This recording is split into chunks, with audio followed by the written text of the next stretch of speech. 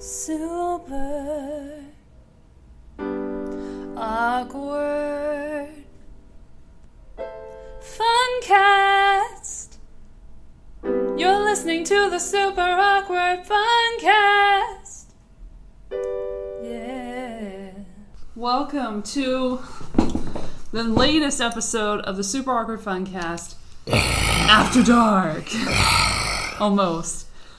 But not really, because we went forward an hour today, so that didn't no really one even turn out. knows. It doesn't matter when we do this. No one really knows. It's just fun to say. It's after dark. Yeah, we're gonna say fuck on the show. Way more. Way more times. Yeah. This is Steven. Hello. Steven Robles. Hello. Yeah, it's been a minute. I apologize for the delay. My voice said peace out and left me for a while. Yeah, I thought you were going to do your own conspiracy-laden podcast.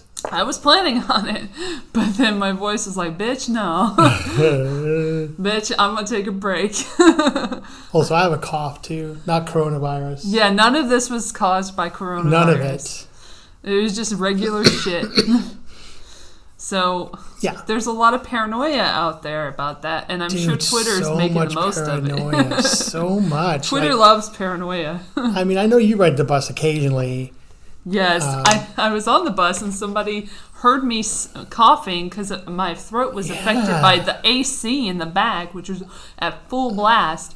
And because of that, this chick in front of me with the mask on left and went to the front of the bus. And I'm like, well, I'm not sick. I'm just dying because of the AC. Yeah, nobody. Why do we have an AC on in 60-degree weather? But whatever, it's fine.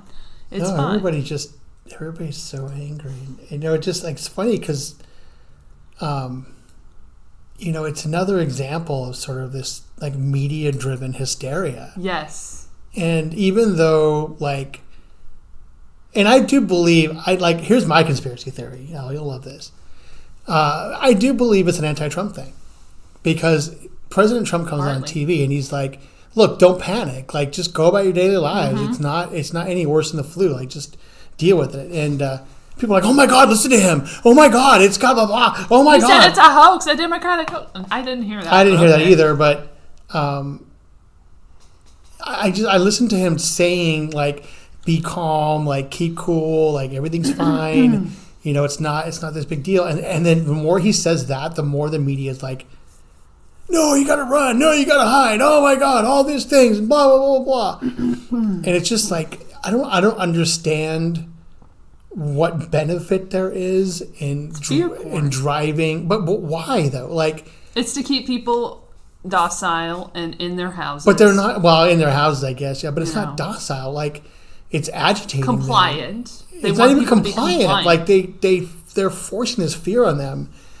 And, and I could be wrong. They don't want human connection. I think that's what a lot of this has to do with. I was reading on the Twitter feed, because they love to just shove shit in your face nowadays. Mm-hmm. And they were saying that there were churches that weren't having handshakes or any touching. And, right, or they tell you to stay 6 feet away from somebody. Cancel church. What the fuck? Why even go? Yeah, and you're not going to have a human connection. Well, but still, God should protect them, right? Like, why? If they're not going, if they're worthy of living, right? If they're worthy of living, God will protect them. If they die, then obviously they weren't meant to live. Isn't that how their book says it? Right. So, if they're chosen or they're not chosen. If you die, it's because God wants you to die. Like, it's His will. Yeah, I think it's just to get rid of all the old people. That's personally my opinion. Like, I believe that too in a way. But I think they're going to perish in many ways, especially in the U.S. because the obesity rate is crazy high here, and people are already medicated to the nth degree.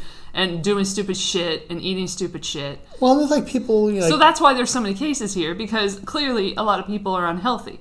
And so when you're unhealthy to begin with, you have pre-existing conditions that you can't do anything about because you don't have the right health care, then you're going to end up dying from coronavirus. That's how that works. And yet you won't know or you're for not, sure that's the case going because you can't get tested. You're probably not going to. Boom, because you can't afford $3,000 for the bill. Right. Well, now they're going to make the tests free. So. Oh, well, that's good. Everything will be fine. My roommate just got an email this morning from her insurance provider saying, "Oh, if you want to get the test, it's free." I'm like, "Go get it. Go get it." And that's blood work. Yeah, so it's blood just, and it's just blood them and taking your blood. Well, it's not blood. It's actually spit and swabs from inside your nose. Just more DNA out there in the universe. Yeah, and like, just I'm give like, them your DNA. I'm like, go get it. She's like, well, what if You're I have fine. it? It's like, what if I have it? I'll get quarantined. I was like, you're right. You will. All the conspiracy theorists should stay away from these tests. My gosh, this is like coming for our brand, man. Well, like a chance if you get like they're saying pretty much everybody's gonna get it at some point. Like, because did they say that about SARS? I don't remember SARS, but I know it was a big epidemic. No, it was like coronavirus has been around for a while. This is the novel coronavirus, so the new version. Of Yeah, it. the new version they created in a lab. Yeah, so they say, in and Wuhan. so they say, Not but it's the same basic virus as SARS and MERS. Did you see the thing about the Eyes of the Darkness from the book, from 1981 from Dean Koontz? A lot of that's circulating in the conspiracy circles. That they called it Wuhan 400, the virus in the thing, and it happened to be created in 2020. Well, I'll tell you what, if anybody's a prophet, it's not Dean Koontz. I know, right? Jeez, man. But yeah, so there's a lot of shit going on. They're just throwing everything at the wall to see what sticks with all of this well, conspiracy they should surrounding build this. the wall, right? That's Well, the conspiracies are just flying every which way. well, sure, because they can, and because there's not enough factual information. There's a lot of factual information out there. People start listening to it. They aren't abiding by it. They'd rather argue about. Well, it's simple. the facts. It's pretty simple. Just wash your hands and wash your hands. Don't sneeze in people's mouths. just cover your face. Be a human being. Right, With some just decency. do the same thing you do before. Just more of it. It's not hard. You don't have to worry about going everywhere all the time and being right next to somebody. Well, and you don't have to worry about. I'm surprised nobody's trying to save a seat for themselves on the bus. I'd be not surprised if one day it was just one person a seat, just to keep it. That's what they do now. The old people always do that shit. They sit on the outside seat when it's crowded. They'll sit on the outside seat. I'm like, can you please move? And I'll just tell them that. I'm like, can you please move? Can I sit where your bag is, please? Thank you. I yelled at some people on the bus yesterday. To me, the worst demographic on the bus is small Mexican women. Oh no! They're the worst. And you have to know this too. They're the worst. And so on the weekends, they're all going out to clean houses and shit. So they get on the bus in these huge clumps of tiny Mexican women, and they just push their way in, push their way through. And I actually have on the phone with a potential client yesterday. She called me right as I was getting on the bus, and it was a Saturday bus, so it was infrequent, and so when the bus came, it was late. Aren't they all infrequent? Not usually. This is usually pretty reliable bus. You must line. have a different bus. Yeah, 180, 181 up to Glendale. Well, there you go. And from Hollywood Western. And so usually there's a 180 that comes up, and either it was early and I missed it, or it was late, or it just didn't show up at all. So the next bus comes in, so there's 1,000 people waiting for the bus, right? So I'm standing right by the doorway. I'm waiting. I stand the bus pulls up and I'm right where the door is. So I'm great. I'm gonna get on. And there's all these Mexican women going on, right? All these little tiny Mexican women. They're all tiny. They're just tiny, and they're always on height. the phone constantly. I don't know what they're talking about. Anyway, so I'm waiting there, and the bus pulls up, and there's of course out of nowhere comes a rascal scooter, right? A motorized wheelchair thing. So that means that you have to wait. The bus driver has to get off the bus, open up this ramp. Okay, this is for people that don't understand this. Open up the ramp, and nobody can get on until the wheelchair goes on. Yeah. Or there's the rascal, right? Mm-hmm. So everybody kind of parts around it. The ramp comes down. The guy starts to go up the ramp, and the bus driver gets off the bus and opens the back door, so people can just get on because the bus is late and everybody's waiting. So now I go from being in the front to being in the back. Yes. Because now all the Mexican women just rush to the door. Yes. Disregarding anybody who's been waiting there for 20 minutes like I have. Mm-hmm. And they start pushing their way in. So I'm on the phone with this woman, right? I'm like, oh, I'm sorry, hold on just 1 second. I have to get on the bus. And I forget she's on the phone. So I get on. I start to get on the bus. Everybody's pushing in. So now there's too many people. So there's not enough people. There's too many people for seats. So I know I'm going to be standing up for this 20-minute bus ride, right? So I'm like, okay, whatever. Fuck. So I get on. I find a place, and I stand there. And as I'm trying to get on, people are coming. So by this point, the bus driver has opened the front door because the guy's got on with the rascal, so the ramp is back up. So everybody's coming in the front. So people come in the front, people come in the back. So I stop as these people are coming in front of me. I stop so they can get on. The people behind me, the little Mexican women, I'm about 6 of them in like this little clump. They just start pushing me. Like I can feel them pushing me from the back. So I turn around and I go, can you please stop fucking pushing me right now? Like loud. And they all stop, and the woman on the phone, I forget this woman on the phone with me, and she's like, oh, I'm sorry, excuse me? I've been there. And I'm like, oh, shit. I was like, I'm so sorry. I said, there are very rude people on this bus right now. Shit. And they're all looking at me, and finally everybody gets on, and the thing closes, and I'm sorry to speak bus to you right now. I was like, I'm sorry. But that's where it's at. Speak like, bus, yeah, and I'm it's losing my mind. Like, I was convinced yesterday I was going crazy. Like, I was turning into one of these crazy yelling bus people. It'll make you crazy. It was. That's why I used to have a saying, because it's taken from another TV show. I forget what it was, but it's like I was always kind of a dick, but it took the public transportation to make me a real asshole. Yeah. And that's what it is. Like the bus makes you crazy because you can't deal with it. And then I yelled at more Mexican women later because they were pushing through as people were trying to get out. Right. They're pushing on. I'm trying to move out of the way, and I yelled at them again to stop. Mm-hmm. And I felt bad because I yelled at this really old Mexican lady. I was like, stop! And she just stopped. And her friend grabbed her and pulled her through. I'm like, fine, go. Just get the fuck out of my way. Mm-hmm.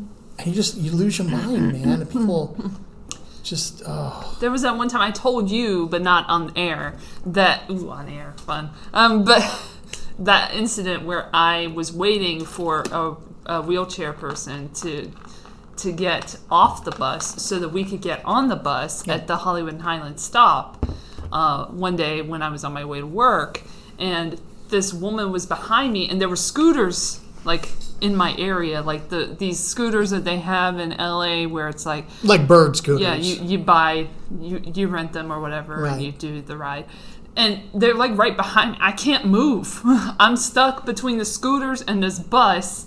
And this fucking woman is behind me. She physically moved me with around my waist, tried to move me as if she could. She's shorter than me too, right. And I could totally take her. But she's trying to move me. I'm like, excuse me, why are you fucking touching me? Dude, that's what I would be like, don't fucking touch me. I said, please don't touch me. I was nice enough to say please. At least you said please. I know. I was like, please don't touch me. And I'm on the phone with my mother at the time, too, oddly enough. And she doesn't know what the hell's going on. Who's touching you? And then I'm like, I'm sorry, this person just fucking touched me. And then she got on the bus and ignored me and didn't say sorry at all and then she looked like a dumb ass because then the wheelchair person came out and then she's like, oh, and she went across to try and get across. Yeah. And she couldn't get on because the wheelchair was coming off. No, she's dumbass. Yeah, good for her. And dude, we could do a whole 3 hours with all these stories, about bus stories. Because riding the public transportation in Los Angeles is special. It's so special. It's so fucking special, and because they also that's assault, by the way. I felt assaulted. You were assaulted. I would have grabbed her hands and broke one of her wrists. I don't let anyone touch me there. Just for the record, no male has ever touched me there. No. Why would a female have any permission? I am equal opportunity. I am that's equal right. Don't touch with me. My harassment. If you're a man if you or a woman, touch don't touch me at all, you are fucking. Unless asshole. A woman touches my junk, I'm okay with that. That's cool. But men should not be touching people without their permission. No, I need consent, bitch. Well, joking aside, no one should be touching anybody. Yes. And if someone put their hands on me... I could have slapped her, I could have gotten violent, but I'm not a violent person. You could have shoved her as hard as I would have shoved that woman as hard as I could. I'm not violent. Backwards till she fell over. She's lucky I'm a pacifist. Then you hear people behind you go, oh! And you're like, no, fuck her. She deserved to get pushed. Well, everybody saw, so they would know, what the fuck? Because I made a huge stink about it. I had one woman the other day. This is less aggressive, but she grabbed my backpack, and I understand why she was grabbing it. She was like an old Russian woman, and really what she wanted me to do was put my backpack in between me and her, so no one could sit in between us. Mm-hmm. And I'm like, "Don't touch my shit." She's like, "Oh no, blah blah blah." And I'm like, "What is wrong?" That's another thing about coronavirus. Don't touch people's shit. Don't just touch in general. just in shit and real shit or their shit. Dude, like I their saw shit. somebody had like a Coke bottle, like a plastic Coke bottle in the fridge at work, and it was in the spot where I would put my my water bottle. And I'm like, there's enough room for me to just put it in there. I don't have to touch anything, move anything. I'm not touching anything anymore. Right. So I'm going to put it right there. And I'm sick of touching people's shit, even though they like put things in places that you could put something, you could put it somewhere else where it's not on the arm. You know, it's in the arm. It's in that little pocket where you want to put something. Right. And something big, like my thing. So I put it, and it like squeezed it a little bit, but it didn't do anything bad. And I was like, oh, good. Well, as long as we don't have any cans, I don't have to touch anything. Yeah. If I do touch anything, I'm going to fucking get my Purell right afterwards, because I'm smart. We have plenty remember, of Purell doesn't kill viruses. Not Purell, like hand sanitizer. Well, even that's a antibacterial. Yeah, I know, 99.9%. Well, it's not an antiviral measure. Yeah. So it's not. That's it's going to true. kill the bacteria, not the virus. No. Heat kills the virus, and cold kills the virus. So if your stuff's in the fridge, been there for a while, there's no viruses on it. Yeah. Fine. But yeah, the antibacterial gel isn't going to work on viruses. It just works on bacteria. So Yeah, I'm just saying in general, like as a precaution. Anyway, so bus, man. And then everybody's coughing at work all the time. Well, Everybody's that's super, because this whole thing uncomfortable with it. This whole coincided with flu season 2, and it's very convenient timing, and then right before spring break, very convenient to get people to not. I think another thing that they're doing is trying on purpose to crash the economy. They've been trying to do that for a while in various ways. They found out, hey, this virus thing really fucks shit up. Yeah, but who's trying to crash the economy? You say they, but who's they? I think ultimately what it's pointing to is the banksters who have like I don't remember exactly how much it is, but there's some kind of what is it called? Like a money settlement thing that they could get if there's a massive epidemic. I don't know. There's something. There's some money involved. I heard about that one.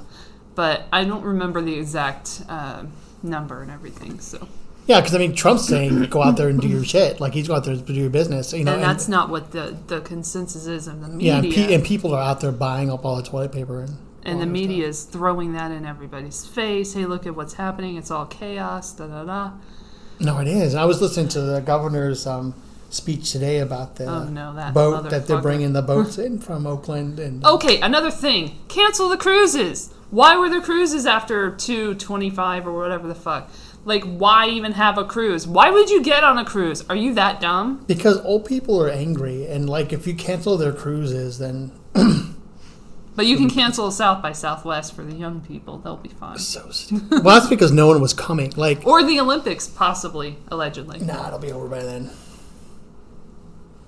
There'll be a Did you see the Akira clip that everybody was like talking about? Akira, the cartoon? Yeah. No. There was an Olympics in 2020 in Tokyo. Oh. In it. I didn't know how old that was. Akira? It's from 80s. Yeah, it's like 82. Yeah, what's with this 80s shit? Like predicting. Well, because in the 80s they had the same problem. AIDS was starting up. You know, they had all the same problems of these different viruses coming up. Yes, that's my theory. Academics and, you know. That I've said before, like everything is happening that is happening now has happened multiple times again and again. And well, it's yeah. a vicious cycle.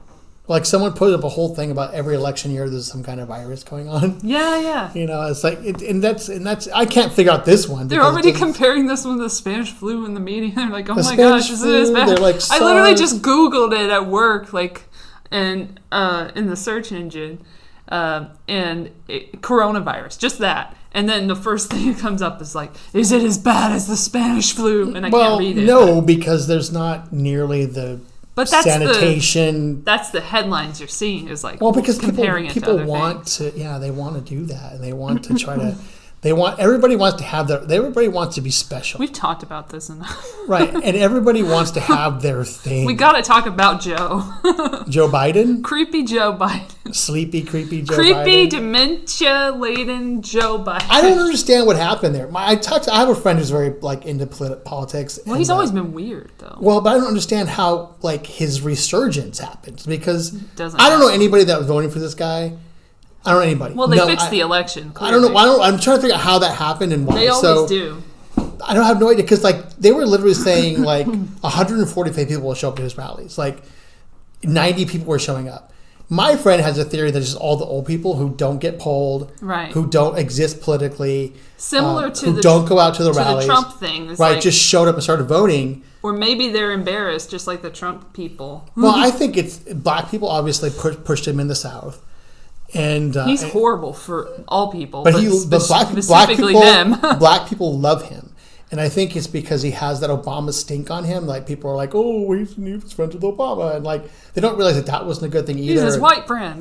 Yeah, and look at me. He talked about Obama. We know him from this, and he's done some good things. He's not been a wholly bad politician. He's done some bad things, but he's done some good things too, and he has sort of been there, in the political spectrum where a lot of things have happened. Too much.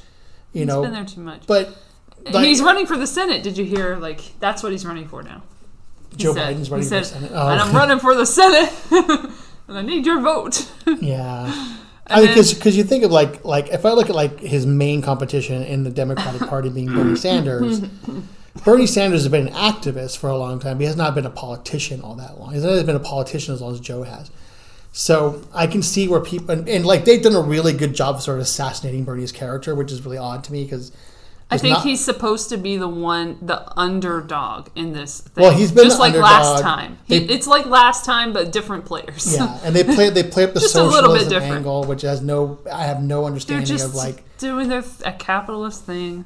But it's weird. It's weird how I have a conservative friend on my Facebook feed who posts this thing up about oh man, you shouldn't be harping on billionaires because they worked hard to make their money. I'm like, and he's dirt poor, this guy, right? I was like, dude, why are you these people have been making your life hell, directly, indirectly, for the whole time we've been alive. His family was dirt poor, and I grew up, he was one of my best friends, and they lived in a trailer park, he had no money, and all these animals and shit. I said, you will be kept down by these people. Why are you posting this thing as defending a billionaire? They do, it is as the anti-billionaire people say.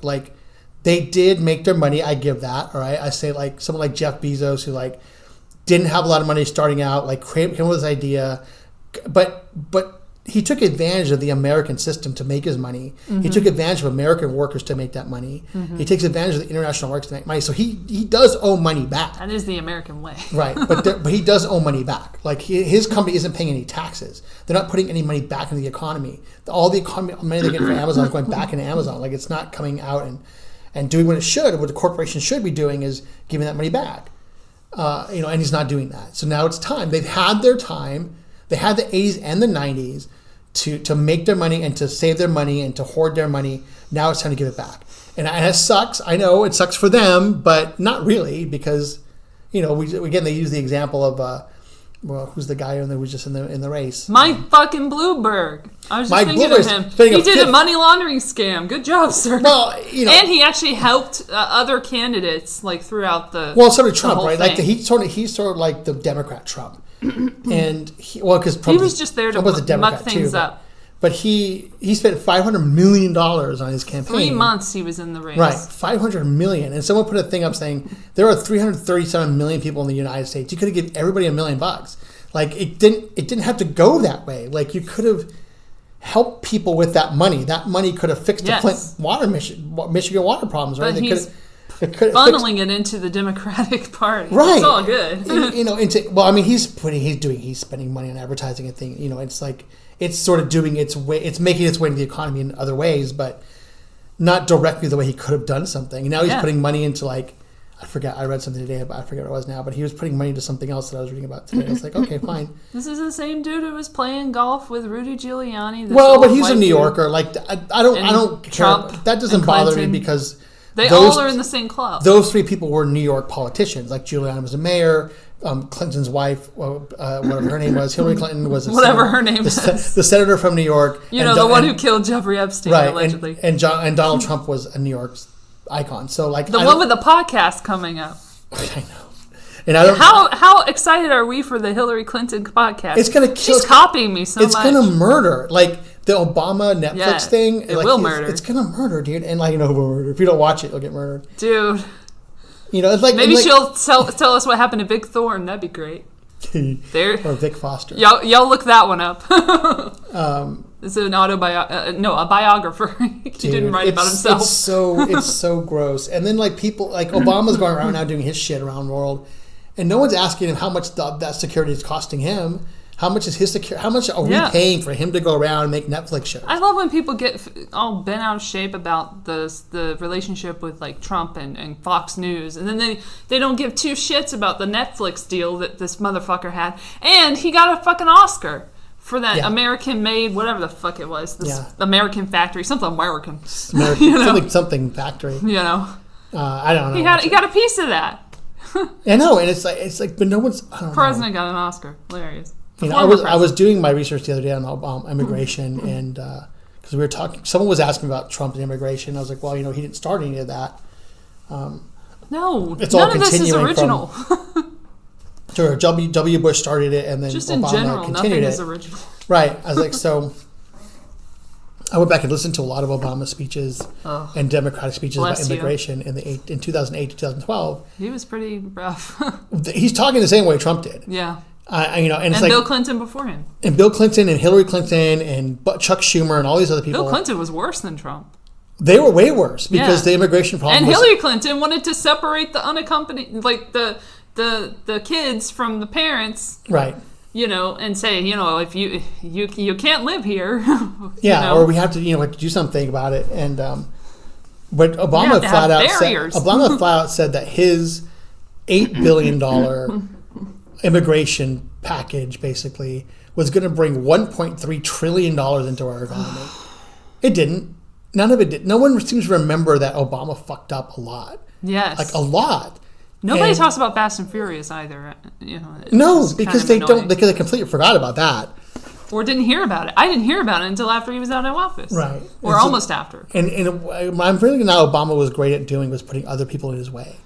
Yeah. Because there was a great interview with Hillary Clinton on Howard Stern, and he was talking about, it's a great interview. Howard Stern is the greatest interviewer ever of all time. And he had her on there, and he's like, well, tell me about Obama. Like, how'd that end up you guys being political rivals and pretty vicious rivals? Do you end up working for him? Like, how does that work out? And she said, well, he hired me. He came on and he said, do you want to be my Secretary of State? Because I can't handle the foreign policy. I need someone to do that for me. I'm going to be handling the economy. I don't have time to deal with the foreign policy. We need you to fuck up Libya. And Central America, right? And Haiti. And send thousands of people from Central America to America if there's a Republican president. Honduras. I used to I thought it was weird because Obama kind of came into a big wall too when he started being president. He came into the bailouts, right? That was his whole thing. And I always wondered why he just didn't say no to that. Why he didn't just say, because I'm not well, because they got him, right? They nailed him. They're like, look, you're going to be the first black president. Have a choice, yeah. And we're telling you right now, if you don't give the money to these banks, the economy will fail and it'll be your fault. Is that what you want to do? Is that what you want to happen? Is this your legacy? Is this your legacy? Do you want to destroy the economy? Kind of like what happened with George W. Bush during his term. Right, and I figured that I figured that was a bluff. Even if he had just said no, that would never have happened, right? Goldman Sachs would have lost out big time, but or maybe they do something crazy like they say, okay, if you say no to this, then we're going to kill these people over here. Not specifically related to you, but it's going to be it's going to come back on you. Like we're going to do a terrorist event over here. They don't have to kill anybody. Goldman Sachs runs our money for the United States. But I think there's blood money there too. Well, they could have just said, we'll just pull out. Like you want us to die? If Goldman Sachs goes under, you will have no idea how the economy of the United States works because no president's ever run it. We run it. But Goldman Sachs is connected to Epstein too, so they're connected. They're connected to 1MDB as well, and they're connected directly, which nobody talks about. The White House, which they have been for about 100 years. they're directly connected to the United States economy. So I think they bluffed Obama into giving them the money. But the thing is, he could have given them the money and then prosecuted them. And he was a little corrupt to begin with, too, from Chicago. I mean, this dude's from Chicago. He's he's from Illinois. He's a little wavy, you know. Chicago you can deal with politics him. and Rahm Emanuel and all work the with stuff it. that happens down there. And this is not conspiracy. No. Like, this is all legitimate fact. Like, yes. The way that these people are connected is not a conspiracy theory, even though it does lead to the connotation of a conspiracy, meaning these people are all involved in one thing to have one direction and one motive to have one outcome. Well, Clay history. No. Right, but yeah, so you have all these people connected. That's why I think if Trump was a Democrat, if he ran as a Democrat and won as a Democrat, he would be a legendary president. Like, it would be historical. Like, a political outsider, ran his own campaign, funded his own campaign, knew all these people, gave all these money to all these politicians, came in with ideas. They're only upset because it's him. Because of the way he was rebranded himself. Well, they loved him on Apprentice. Everybody loved him on The Apprentice. Donald Trump was the most famous man on the planet before he became president. Like, he was... Only my mother hated him. Well, but she knew him, though. Yeah, she saw what he was about in the 80s and 90s. And he was about excess. These millennials don't know shit. He was like excess and fun and like girls and, he led this really crazy life. The only president we've ever had to have a real job before he became president. Like, we've never had a president who had a job. Well, there have been businessmen before, haven't there? But no. Like in the 1900s and stuff? Well, I'm talking about when we've been alive. So, like, if you talk about, like, let's say Carter on. We had a warrior and a peanut farmer before that. Even Jimmy Carter might be the last person before he was a working Trump man who had a job. And they gave him shit for it. I remember everybody talking shit. No, they didn't give him shit for it. He brought the shit on himself. He was like, I'm going to sell all my shit before I become president because I don't want it to conflict. Which it wouldn't have. I don't think anybody would have cared if he had had a peanut farm when he became president. At that point, probably. Yeah, nobody would have cared. They only care because the media tells you to care, like, now. And Trump had a job, and he'll have a job after. Like, he's the only president that I can remember in my lifetime that has had work, that has actually worked in the real world, even if his real world is different than mine. Because people are like, oh, his dad gave him X amount of dollars to start his business. It was just a small $1 million loan. Well, even if he gave you $1 million, if I gave you $1 million, could you turn it into $1 billion for me? I would. If I gave you $100, could you turn it into $1,000 for me? Could you turn it into $500 for me? No. No, you couldn't do that because you don't know how to do it. That's the thing. Is like people insult his intelligence all the time. Obviously, he got here. You can't make $1 billion. He can't get that far without being a little savvy. At least knowing how money works. And I he doesn't have to write a book. He just needs to know how to. Well, he did write a book. To work with books. But I think.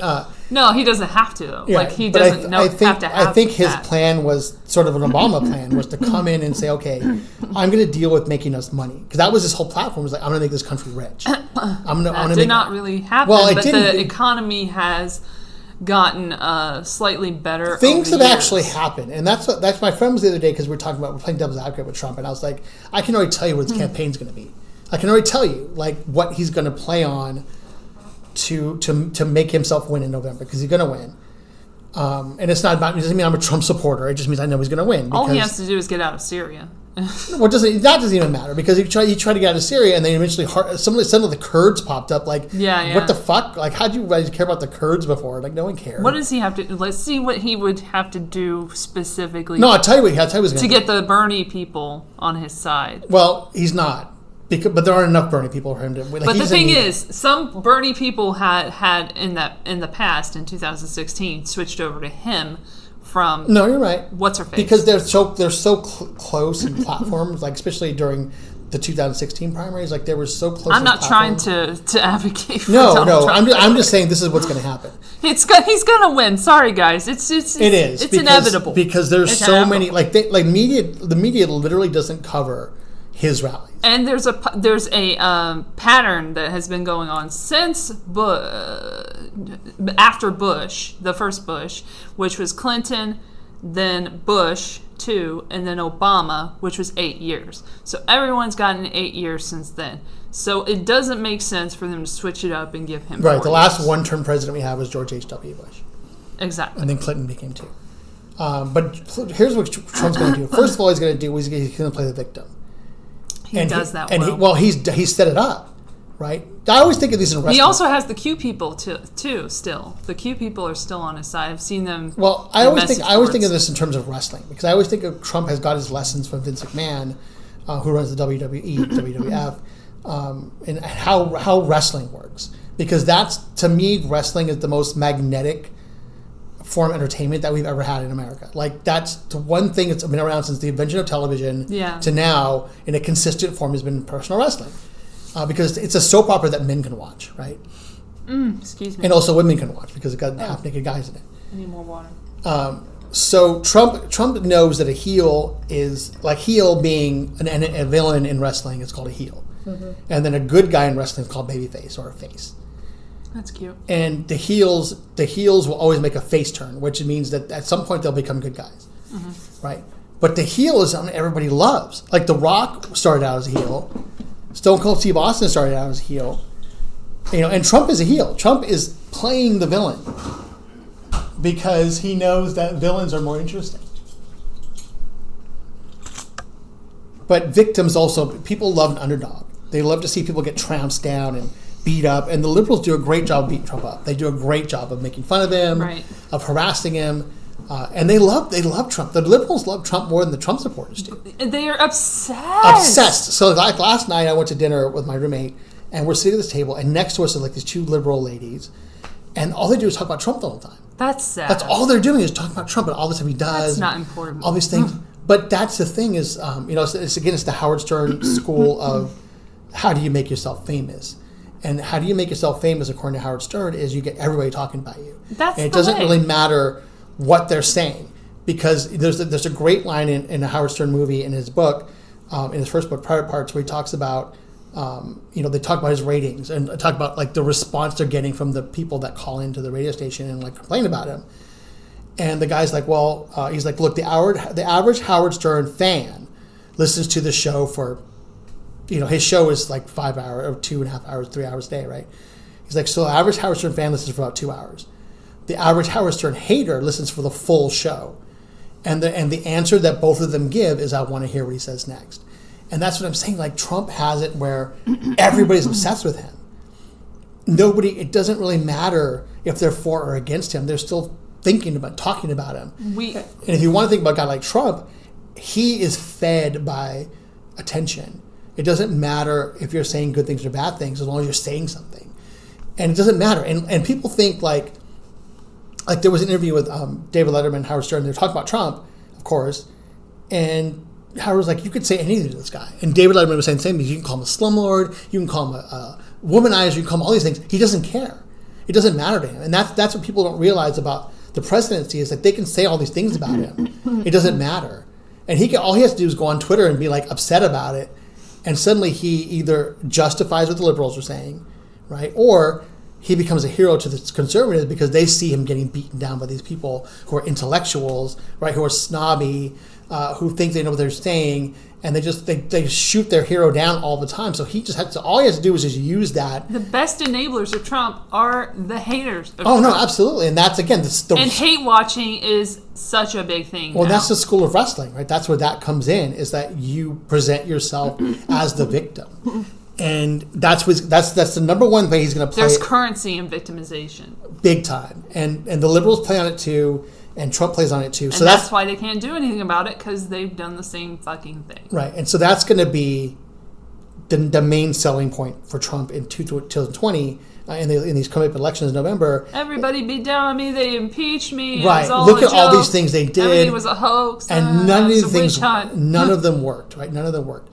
And that's why I give Nancy Pelosi a little bit of credit, because she stepped up and was like, we don't want to go with impeachment. We don't want to do this.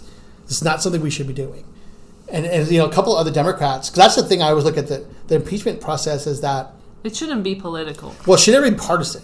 Partisan, right? Political. Sorry. If you're going obviously to have, it's political. If you're going to go forward with the first part of impeachment, with the first part, it needs to be a bipartisan effort. It can't just be Democrats or Republicans, because they did with Bill Clinton too, which is another waste of fucking time. This is why it was hypocritical of them to do this again. So, and to go through it, and it's like, well, yeah, and then they go, we impeach Trump. I'm like, no, Democrats, a bunch of people who didn't like this guy, just during an election season. Right, just said they didn't like him. That's pretty much all it is. The dumbest shit you could do. But what's really telling... And the dude is running for president, Joe Biden, right. who's involved, who was clearly implicated in this whole thing. And what's telling is that all the Democrats, almost all the Republicans voted against the impeachment, right?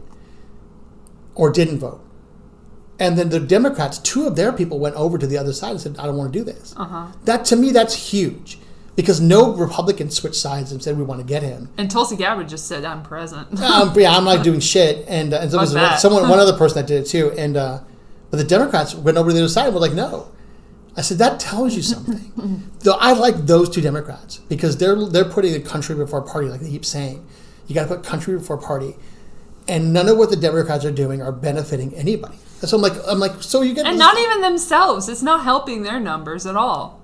No, that's why I can't. Most people don't fathom that because I don't know. It's such a weird. It's such a interest. Like it's only going to be through history that we're going to see, like all the stuff that went down during this time because it's so crazy. It's all the too hard to see it now, right? Yeah, exactly. And the late shows and stuff, and it's like the late night shows, and they all like said things as if they were fact. And they made other people think that was a fact. And then Rachel Maddow said shit as if it was true. And then people believed her. And people are all over Twitter. Like every thread about Trump is just like, oh my gosh, he got impeached. He did this and he had I hate him. Blah, blah, blah. Okay. And I asked people, that's what I tell my friend, because I have this other friend, like I said, I speak politics with her a lot. And I have to, and she's like, blue no matter who. I'm like, why would you do that? Why would you do that? You learn nothing? I said, look, if you're going to say something like that, you have to realize that this was a strategy.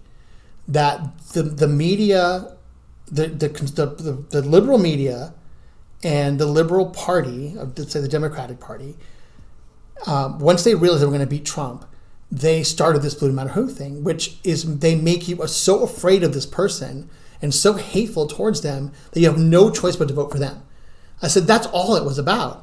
It's not about morals or stability or good versus evil. It's about the Democrats winning the presidency. That's all they want. That's all they care about. So if Sarah Palin went out there and said, I am changing my party affiliation, I am running as a Democrat in the national and then she somehow got up to the nomination. And y'all be like, okay, sure. Well, because now that Joe Biden is blue in no the matter race, who. I see a lot of blue no matter who people like floating away because they don't want to vote for Joe Biden, right? Who's a creepy monster who has touched little girls, and not the media does not like to focus on. See, I don't care about that really, but I mean I do a little bit because he did it while he was in office. It was really obvious because he was doing it in front of Congress and everything. Well, that's the thing is like and on video like an idiot. Like just to backtrack, like.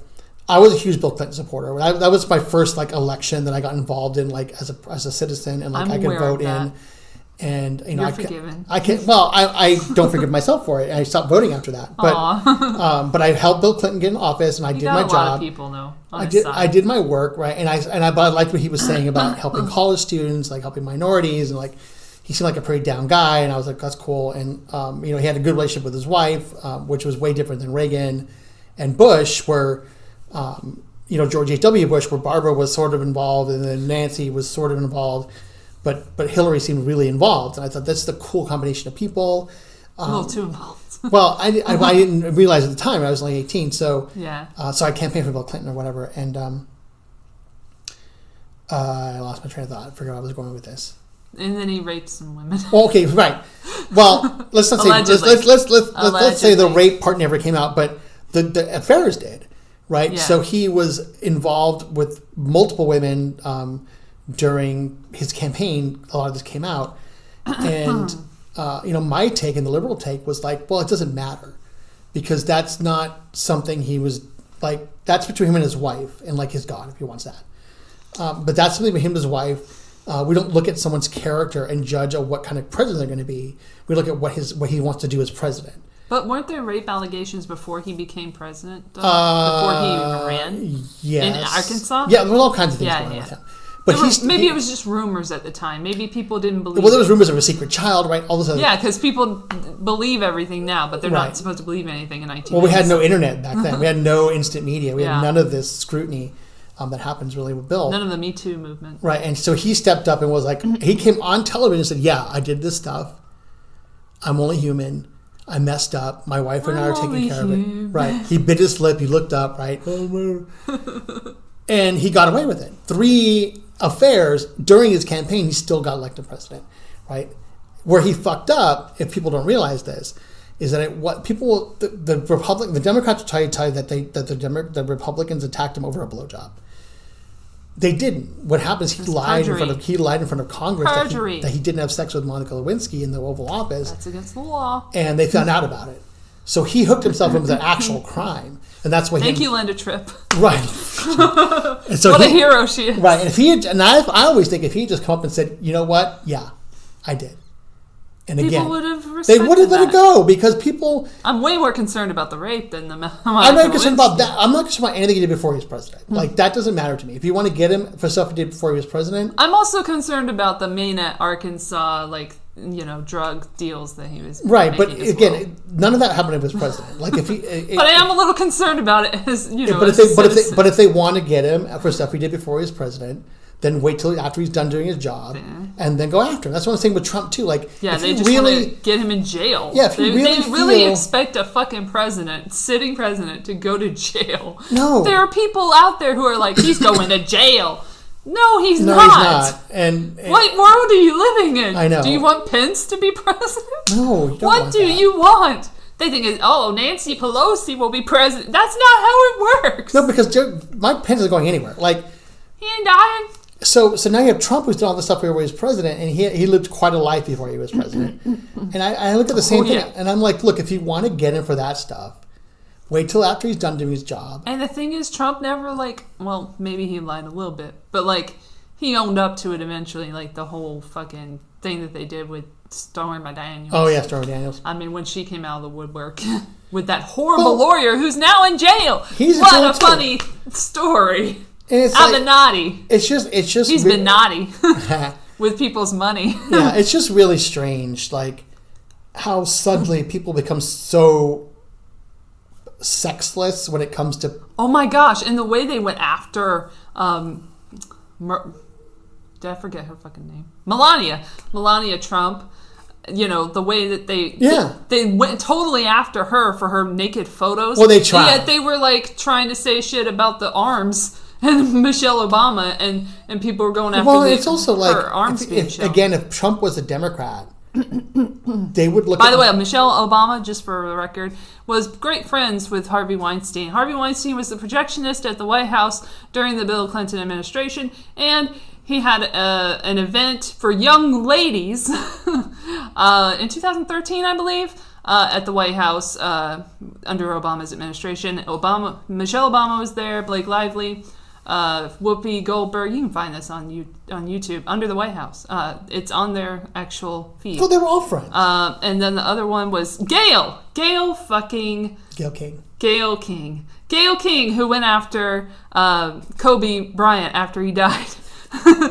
Saying shit about his case. Fucking Kobe Bryant bullshit. Is friends with both David Geffen and was friends with Harvey Weinstein. Might still be friends for all we know. And John of God is friends with Oprah Winfrey. Let's go. Well, it's they're all friends, is all I'm saying. I don't know why people get so concerned over who fucks who. You know what I mean? It's who cares who's fucking, man? Everybody fucks. We got here by fucking. It doesn't, everybody wants to fuck. I just don't like the hypocrisy. That's what I'm saying. It's just suddenly people become so puritanical when it comes to sex with politicians. I'm like, yeah. Or who's gay or who's not. Who cares who fucks gay? I don't care who fucks who. I don't care if you fuck men or women, or you go fuck women. Oh, what about Pete Buttigieg? I accidentally touched your hand there. Dad, damn oh it. No, I didn't watch you put your fucking hand now. sanitizer on. Anyways, Pete Buttigieg, yeah. He dropped out right before the fucking primary. Well, that was a whole numbers manipulation. And Klobuchar, right before, and they're still on the ballot. They're still on the ballot. Was a whole John Delaney was on the ballot. He's been out forever. Deval Patrick. When did that dude drop out? That's super shady. I'm sorry. Your election process is bullshit. Well, because they're both viable candidates to run again in 2024. And the Democrats already said that they could figure out the nominee in the smoke-filled room by themselves. They don't need us. I don't know why people are even humoring them anymore. Well, this whole Joe Biden thing is just another example. It's a good show. We've got a front row seat. Man. It's so boring. Sideshow.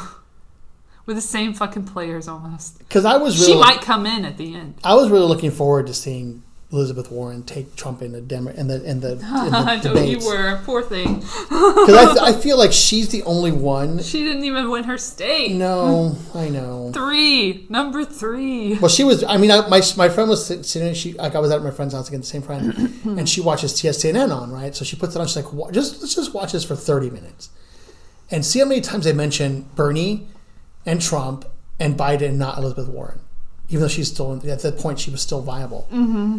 And she was right, man. Like CNN has gone from the anti-Trump network to the anti-Bernie network. Like it's just 100%. Well, they've been the anti-Bernie. Well, but not as severe as they are now. Like they were pro Hillary to the end. I watched that for 30 minutes, and I was like, we turn this off now. I don't want to watch this anymore. I said because no one should watch. And I said, why are you watching this? I said because. I said, at least you could watch everything. Like, my mom watches every kind of news station, but she watches every news station. She doesn't just watch... She watches Fox, she watches CNN, she watches MSNBC, she watches... I watch a little Fox. BBC, she watches all of them. I watch Fox, RT. too. I watch Fox News because I have to not hear anti-Trump stuff at some point. Like, I just want to get away from it. I like to see the perspective of, like, Tucker Carlson. He's a fun character. So I watch his little segments sometimes. Right, and you watch it with watch it with the attitude of someone who's observing it, not someone who's looking to it for information. I'm also trying to see if what's said about these people online is accurate. And from what I have seen, there are different viewpoints, and people see that as racism when it is not. It is based on data that they have gotten from different sources that say that immigration is not the best idea. Well, you can go back to the Democrats in 2008, 2012 to be able to see that other perspective, because you hear the Democrats saying these things. Exactly. Like I caught a video of a guy, it was a conservative slant video about a kid who was going around asking these liberal college students about racism. And he was like reading off these quotes about immigration. Like, oh, that's racist. That's so racist. Like, oh, yeah. He's like, well, let me tell you that Obama said this. I think I saw this one. Let me tell you Joe Biden said this. And they're like, oh, well. And you watch him like stretch to sort of justify it. That's what I want to do when I see all of the comments or whatever on the Twitter. I'll just like throw in a Bill Clinton speech. Well, that's what I did with, on Facebook, I put up this, a liberal friend of mine posted this factcheck.org article about, but it's still like a neutral thing. I mean, yeah. So it's no Snopes. Snopes is worse. That's true. Well, Snopes is Snopes, right? But it's but they still couple of people on they still do the apartment. research, but well, actually, there's hundreds of people doing research for them, but so factcheck.org put this thing about how the Democrats are misrepresenting Trump's cuts for the CDC, and they're saying, look.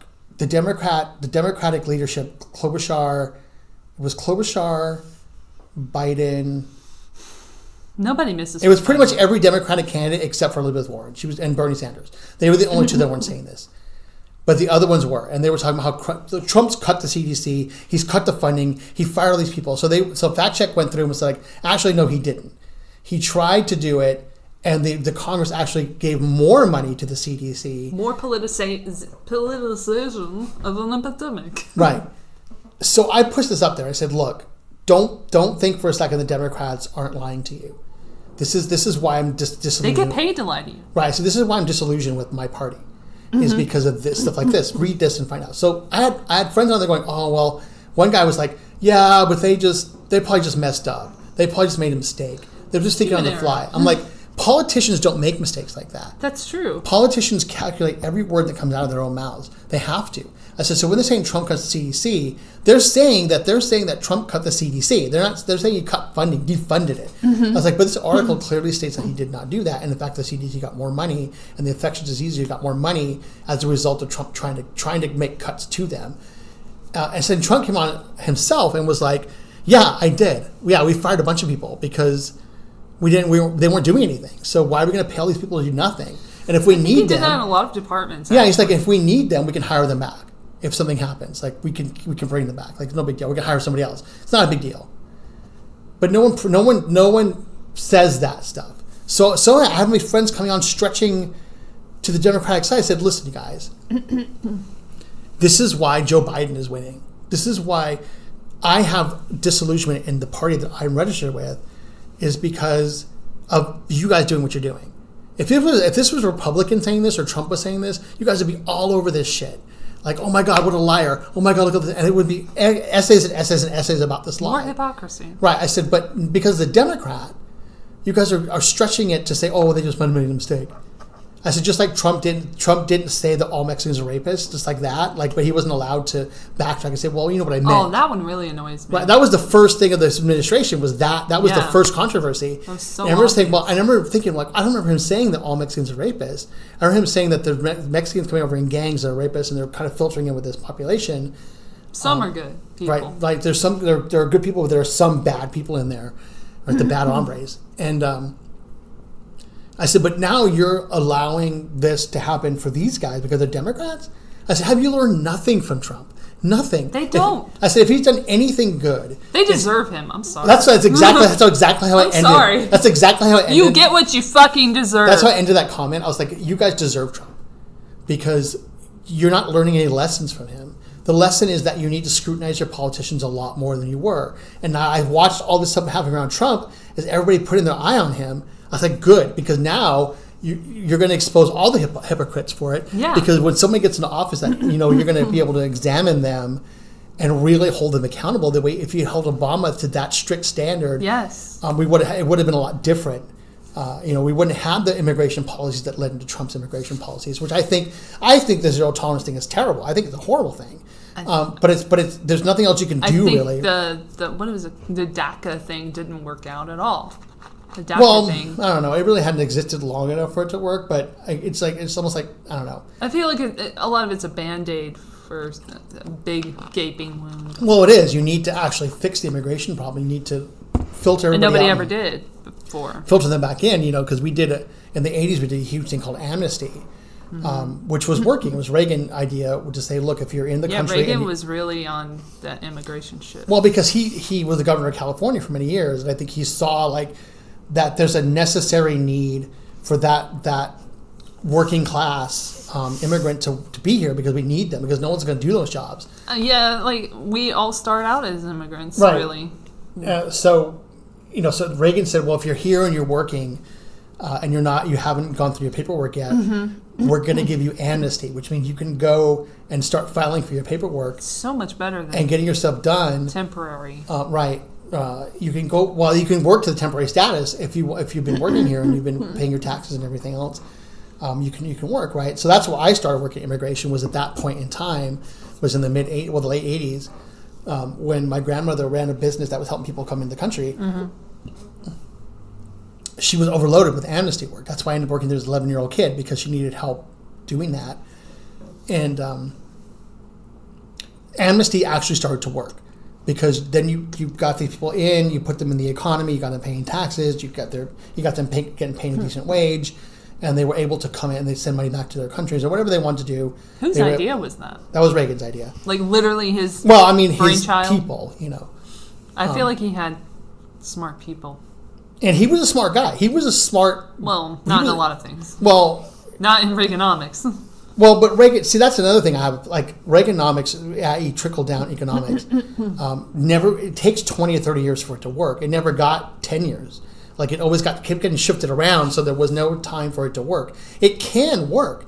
It can work if you get people at the top spending more money in their businesses and increasing wages. It can trickle down. The problem with trickle down is it's got to trickle all the way down to the bottom, and then it starts trickling back up again. And that takes a long time. But human nature gets in the way of that. Because people like to keep their money. They like to keep their money. Like I can say from experience, my father loves to keep his money. They like he doesn't to keep their want money, to touch it. And also people don't like the fact that Reagan came up with this stuff. And it was a tricky thing to do in the 80s because there was a lot of revenue being generated.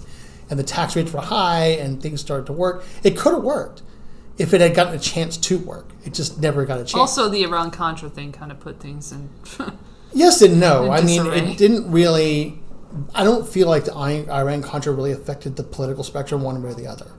Like, it was a nice show for everybody to watch. It was a nice sort of window into seeing how global politics works. It's also connected to the sex trafficking of children. Right, but that wasn't part of the trial. So the trial is about guns and drugs and all these things. That's way and all more exciting ignores, right? and less scary. Well, and also, again, about. it's inconsequential politically to these people. It didn't really have an effect on Republicans and Democrats. Yeah, like we see Fast and Furious, nobody gave a shit. You know? No. Like, even when you find out about it, you're like, oh, gun running? I don't know. But then you see all these fucking shootings all the time, you're like, okay, well, maybe he shouldn't be crying for these children when he's sending off these weapons to these cartels and shit. But that's the thing, is like there's going to be a major shift. By the way, it's best fake fake crime I've seen from a president. Who was that, Reagan?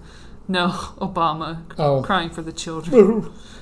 He doesn't cry for the children he kills overseas. Or separated from their families or deported back or the American citizens who are 15. No. Obama was the great... I feel like... Or 16, I can't remember. If I was voting at the time, I would have voted for him. First term. I feel bad for voting for him. No, second term. First term, I would have voted for John McCain in a second. Like, I would have just voted for him. If we didn't have Sarah Palin with him, I would have been in it. I would have come back and said... The one I was waiting for to run before 9/11. Before 9/11 was Colin Powell. No, Colin Powell had always said he didn't want to be president. But I would say, like, back in the day, as a little independent chick, little girl, I would be like, I would vote for Colin Powell. I can't because I don't have the right to vote. A lot of people were saying that, and but I would have at that time in 1999 until he lied. Or 2000. Until he lied about until everything went to shit with him and Condoleezza Rice. Yeah. Who just happened to be black and thrown under a bus. Well, Condoleezza got away. And Colin Powell kind of got away too. I'll always remember his Dick and Bimbo's email. That's right, sir. That's what you'll be remembered for.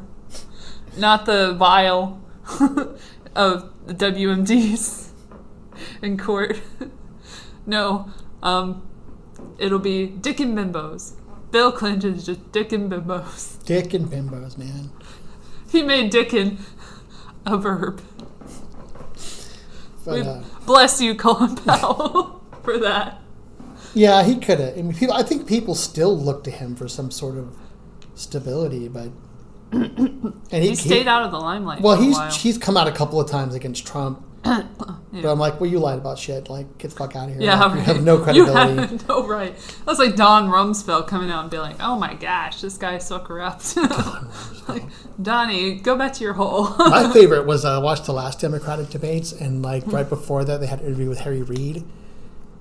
And he's dressed like the guy from the Blacklist. Like, I don't know what's going on there. He's like a fucking Gambino. And he's just like, Arr! He's literally like one of those mobster guys. He is. And they were talking about Did you remember when he had the cast and everything? Like, he was like, somebody beat his ass up or something, and he was like going toe to toe with like Lucy Flores at the time or whatever, when she was relevant. And then she ended up blocking me because she couldn't take criticism, but then she came out of the woodwork to say that she was inappropriately touched by Joe Biden, to give him a female of age victim, fake victim. Oh my gosh, he touched my shoulder. I'm so uncomfortable. He didn't ask if he could touch my shoulder. I don't know what it was, but it was something like that. Dude, people are dumb. So there was a story out of the Australian Parliament about a woman who went on camera and like the shoulder of her dress came down. And that has sparked a whole deal. Like, the whole deal has erupted around this woman's shoulder. Oh, no. In Australia, they call it Shouldergate. Oh, my gosh. There's always a gate. And someone went on her about, oh, my God, you're a slut, and how could you dress like that in Congress? And then they think this whole thing about we can't tell women how to dress. And I'm like, yeah, but if a man showed up in a tank top and shorts, or his shoulder showing, the man has to wear a suit all the time. So it's like, I don't see why they can't be a dress. So I told you, my plan, if I was ever president, if I was ever in charge of these things. Like a dude in swim trunks just showing up at Congress. Right. That'd be hilarious. But it's like I would die. My thing was like. Showing off his abs. If I ever was in charge of these things, I would say, here's the deal. We're going back to robes. Right. Senatorial robes. And everybody's going to have their own robe to wear in there. The only demarcation about who you are is going to be the Speaker of the House. Going to have like one pin on their shoulder to show the Speaker of the House. That's why they show that in the dystopian movies, because like that's where we're headed. There'll be it's where nobody can wear whatever they want. Right. They have to all look uniform. Crosses, no fraternity rings, no military rings. No individuality. No headscarves, no indication of religion. You're just going to walk onto the Senate floor with your fucking robe on. Just a blank canvas. And you're all going to look the same, because there's no just like a fucking private school where all uniforms for the same reason that you don't want to have everybody walking in with their little cowboy hats on or their fucking don't want to offend anybody. Well, not offensive, just there's no reason for you to have a personality. That's not your role as a senator, as a representative. Your role is to represent the people that voted you into office. Yeah, it's not about you and how you look and what you dress. Remember this the congresswoman that wore the little cowboy hat. Like I just don't. I'm like that's no. Or Ilan Omar. Like no, you don't get to wear your headscarf. You don't get to, or anybody else, you don't get to wear a fucking Christian cross. You don't get to display your religion on the floor of the Congress, because the religion doesn't have any place in our politics. There's the thing that doesn't exist, but it pretends to, which is the separation of church and state. Yeah, that needs to carry through to everything. And yet it's on our money. In God we trust. Yeah. Along with the Illuminati pyramid. Yeah, but that's not, I don't know about... Yeah, I guess. Because that's a pretty recent thing. I'm just thinking, like, even our Constitution... Yeah, isn't it funny how recent that was? Like, when you look up, like, how old this dollar is, it's not really that old. Well, even our Declaration of Independence mentions a creator, and they weren't talking about religion or God. They were talking about a creator. And what I'm saying is, like, In God We Trust is not from the Founding Fathers, it's from, like, way later. It's added on there. So I wanted to specify that's what I was pointing out. That it's more recent than that. It's like 60s. I don't remember. It was sometime in the 60s when they put that on there. Yeah, in the 50s. The same time they added that line to the Pledge of Allegiance as well. Yeah. And I don't really, even though we separate religion from politics in church and state, I don't really have a problem. We still have theocracies. I don't have a problem with In God We Trust. Like, I don't have an issue with that. And the reason is because 95% of the people still believe in God, and so if we put it that we have to answer to a higher authority, then it keeps people in line.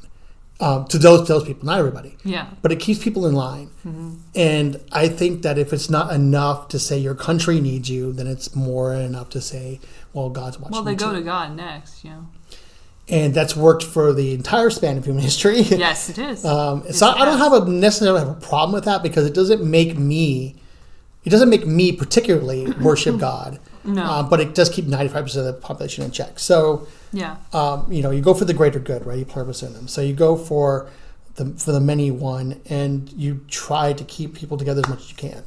And that worked for a little while. I mean, the God thing is sort of slipping now. So you're not having that. As people become more aware, they're realizing that they're accountable for their own actions. So it may be that it's time. So they can't shake hands in church. It's just not. Can't shake hands in church. See, we brought it back. That's called a callback. Cough into your elbow, right? But I don't have a problem with that as much as I do with other things. I don't have a problem with that as much as saying, because it's not a Christian God necessarily. Yeah. It's not saying Jehovah we trust, or something like that, or Yahweh or whatever. Or Allah. Or anything like that. It's just saying God. So I think we're more towards a creator version of saying, hey, we have rights that have been endowed to us from birth. Yeah, but as Americans, they can be taken away at any time. And as George Carlin said, if you can take it away, it's not a right, it's a privilege. Right. Because that's what I've been arguing with people, because I love him, by the way. I made this Facebook post about how I registered to vote. I did too, just for the shits and giggles. And people didn't care what I was saying about why I came back from this limbo of not voting and not registering to do this time. They didn't care about why. All they cared harping on me was about why I didn't vote. Wow, how could you? You're from the fucking problem. I said, look. Did they have this kind of dialogue in the 80s? I wonder if it was as crazy as it is now about who you vote for and why. And I can't be on a date with you because you voted for this person. No, I feel like there was probably a little bit of it, but not to this extent. They've really capitalized on it. Well, not until Reagan, I think, because not until the middle of Reagan's second term, because the economy wasn't doing so great, and I think people at that point started to really care about who they voted for, what they were doing. Mm-hmm. I think there was like probably some talk there, but there wasn't the connection we have now. So you didn't always know, because I was arguing this thread about voting, and I was laying out my whole history, my political history about what all the stuff I've done, and this guy was like, "Wow, you could have voted for an independent," and I was like, "In my town, there is no independent. There's Democrat and Republican. That's it." He's like, "What do you mean they weren't on the ballot?" I'm like, dude, do I have to explain? Are you that stupid? In a small town, there's no independent. It's Democrat or Republican. That's it. You don't see anybody else on the ballot. Even if they're right there, you don't look at it. You don't look at Green or Peace and Freedom or any of the other parties or Libertarians. You don't look at that stuff. It's not about that, because they don't care. Especially now in the small towns, they don't care about who's an independent. They want Democrat or Republican. That's why Bernie runs as a Democrat, because he's not going to identify anywhere else if he doesn't. I was like, so... He's like, well, I don't know. I was like, that's just how it was. Like, you didn't really think about, like, my town was basically a Republican town, even though a lot of people were Democrats. They were very conservative Democrats. It was like sort of, I always say it was like progressive, social progressives, fiscal conservatives. And that's what the Democratic Party was in my hometown. So they believed in keeping the spending to a minimum. But if you're going to spend that money, spend it on something like the arts, on social programs, on keeping people provided for, the stuff that the government's supposed to do, is keep the people healthy and happy. But I don't know. They're doing a great job. Well, and then so people got on my ass about not voting, and I said, well, look, a vote is a privilege. Okay? Yes. My right to vote is my right to vote. That means that I have the right to make my voice heard if I so choose. But vote is a privilege. And a privilege is something you earn. And if you don't earn the privilege from me, you're not going to get it. I said, that's why I stopped voting. After Bill Clinton, I was just done. Like, I didn't want to vote for anybody else, for president anyway. I mean, I was registered to vote for many years after that. And I did sometimes vote for, like, congressmen that I knew, or city council, or, congressional people or whatever. Like, I voted for those things and propositions because I understood them, and because I never voted for president. I just wasn't interested. And I almost voted for, like I said, I almost voted for John McCain in the Obama McCain thing, not Bush McCain, but Obama McCain. It would have been John McCain if he didn't have Sarah Palin attached to him. Because I was like, nah, that's a little bit too, no. Like, that's, no. What if he croaks? Yeah, I don't want her that close. Even though I enjoyed her as a personality, and I was fascinated by what she was doing. I thought, I don't want to be vice president. She was a walking parody. Yeah, but she could have. I think John McCain would have been an excellent president. But the country really, I do, because I think he was more of a moderate conservative. He not overseas. Well, but I honestly spent a lot of money on the wars. Well, he was also in a war, right? So and I believe he towed the line a lot, but it was the fact that he stood up to George Bush when George Bush was running for president. He primaried against him. I thought that was pretty ballsy. And he got punished for it, right? They punished his family for it. Like, he got really, and then he got settled with Sarah Palin over it. Like, I think they kept him out of the presidency forever. Because if he had anybody else running for vice president with him, I believe he would have beat Obama. Like, I think he would have won. Well, Hillary already gave him her endorsement in the campaign. Right. So he already had her. But the thing is, I do also believe that the country needed Obama at the time. Like, we needed that president in office at the time, psychically, to sort of smooth over what George W. Bush had done. I want a full black president. There, I said it. Do you want a full black president too? No, hardcore. I want a full Mexican president. I want a full Asian president. I want a full Native American president. Let's have a Native American president, an indigenous person, be the president. See how that goes. Well, see, I wonder, though, what... They'll probably get killed, but still. Well, I wonder what... Because Indian nations are sovereign nations. Because the white side was running the show for him. Well, because Indian nations are sovereign nations, would they count for the American citizen part of the presidency? They may not. They may not, because they may not be full American citizens. You know, they're sovereign to whatever nation that they belong to, but I don't know if they're. I wonder about that. That would be interesting. I wonder if we've had an indigenous person run for president. We had to at some point. I honestly don't know. Nobody that ever made the television. I know there's a woman, but nobody knows about her. Victoria Woodhull. In the Peace Party. What is it? Peace and freedom. I don't think. No, it wasn't that. No. Equality, like equal rights party. And she named as her vice president nominee Frederick Douglass. The Frederick Douglass? Yes. And he was like, I don't really want to do that. Oh, you mean back in the day? Fine. Yeah, back in the day. I actually meant like recently. The first female presidential candidate, not nominee, but candidate. That was her. Let me look her up, because I want to say what year she was around. It's 18-something, obviously. Yeah, because I'd be curious to know if an Indian, a Native American person, or now they call them First Nations people, if they're able to run for president. There she is, American leader of the women's suffrage movement. White, of course. Oh, well, she wasn't an American Indian. 1872 was when the election was. All right, well, she wasn't a Native American then. No, she wasn't. She was a female. I thought you were saying she was Native American. No, she's female. But she was all about, like, free love, all about, like, equal rights for everyone. She was very progressive for her time. This is why, you read back on this shit, you see that these topics have come up multiple times before now, and they've just, come back into the public sphere. I don't know. She was also a broker. Back when being a broker was okay.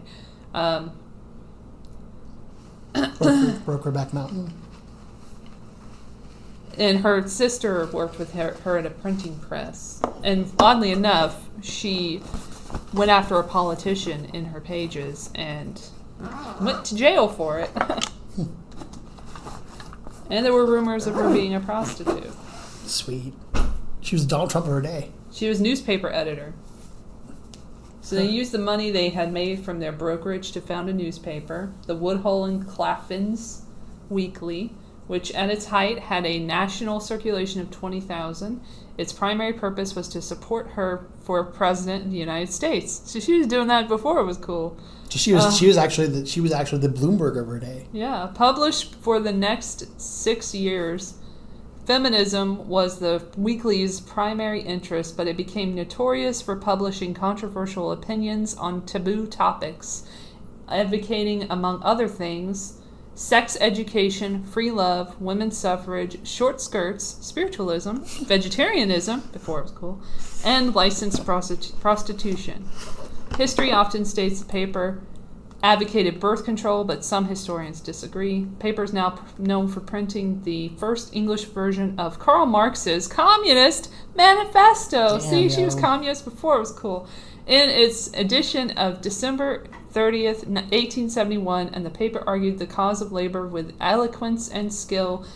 James Blood and Stephen Pearl Andrews wrote the majority of the articles, as well as other able contributors.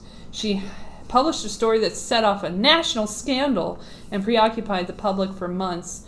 Henry Ward Beecher, a renowned preacher, did they do that on purpose? Yes. Of Brooklyn's Plymouth Church, had condemned Woodhull's free love philosophy in his sermons. But a member of his church, Theodore Tilton, disclosed to Elizabeth Cady Stanton, a colleague of Woodhull, that his wife had confessed Beecher was committing adultery with her.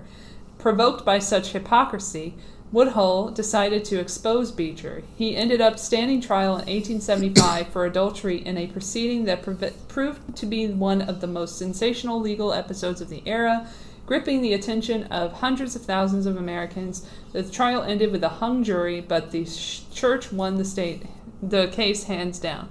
On November 2nd, 1872, Woodhull, Claflin, and Colonel Blood were arrested and charged with publishing an obscene newspaper and circulating it through the United States Postal Service. In the raid, 3,000 copies of the newspaper were found.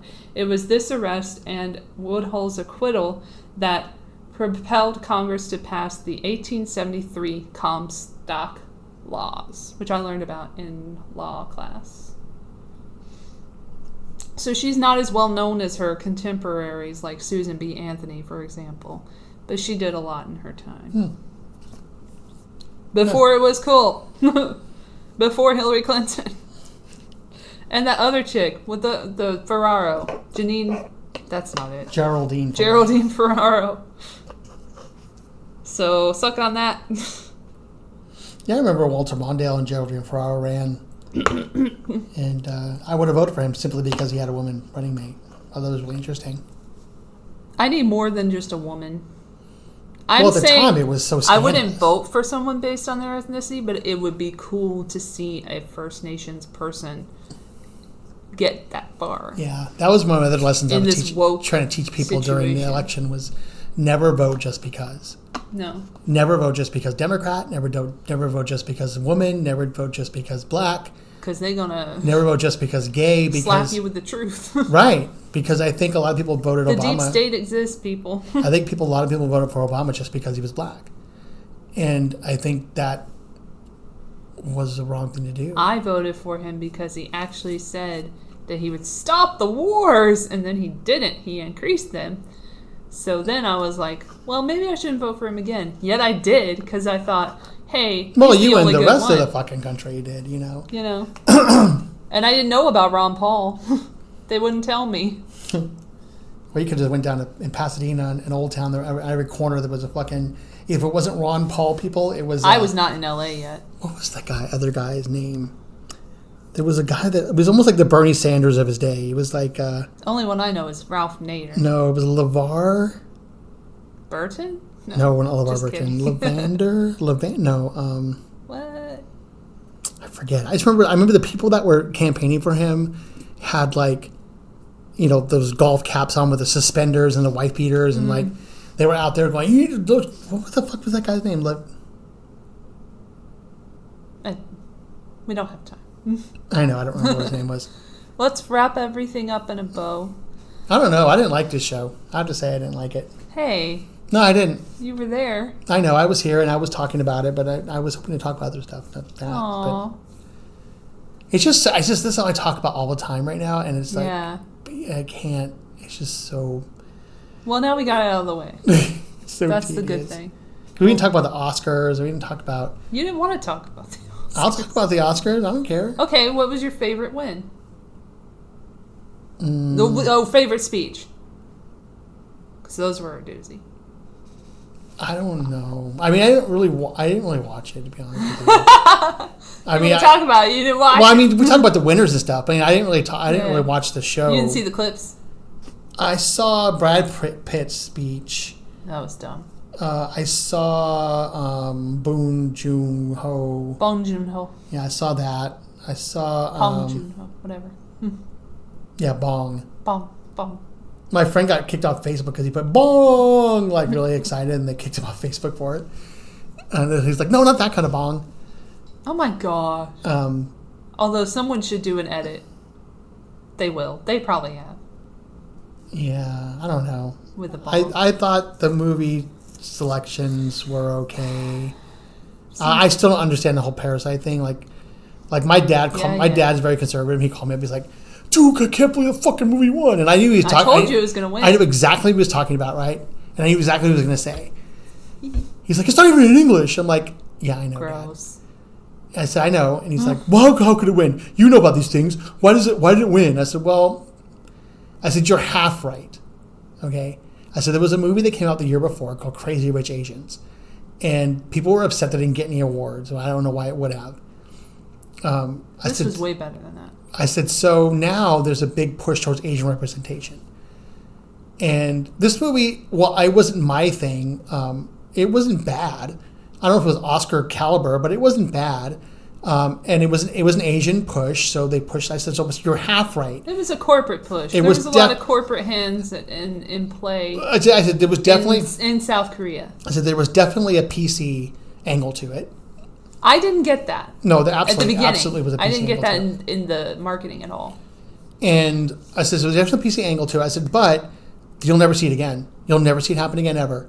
I said, because now they've done it. Now they've given the token Asian award because to people in Hollywood, Asia's everything. Like, even though Crazy Rich Asians was a Chinese movie about Chinese people, this is a movie about Korean people. I was like, and they just see all of them as one lump. I was like, so you'll never see this ever happen again ever. This is the last time you're ever going to see an Asian movie contend for a foreign language movie contend for a Best Picture.